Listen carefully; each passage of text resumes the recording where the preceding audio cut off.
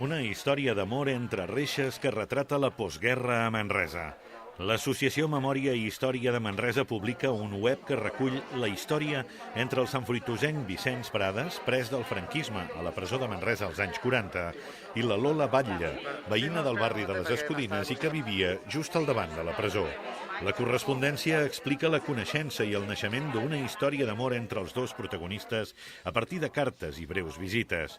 Una història que després seguiria endavant fora de la presó i acabaria en matrimoni i fundant una família.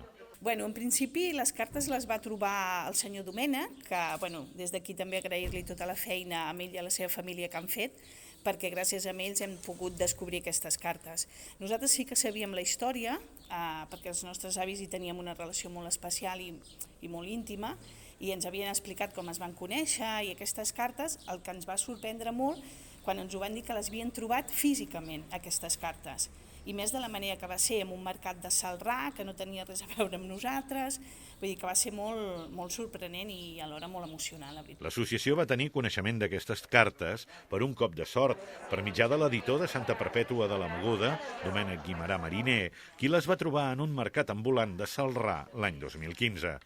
Es tractava d'una caixa de fusta amb més de 200 cartes, redactades entre 1940 i 1943, la immensa majoria escrites pel Vicenç Prades i adreçades a la Lola Batlle.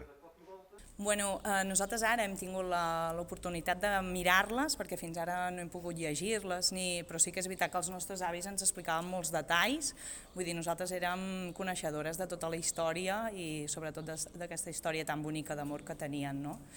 I ara potser tindrem l'oportunitat de mirar ben bé, lletra a lletra, el que ficava el meu avi, i em sembla superemocionant i molt bonic. Domènec Guimerà va culminar el seu projecte poc abans de la seva mort, el juliol de 2019. Les cartes, ja ordenades i transcrites, es conservaran a l'Arxiu Comarcal del Bages.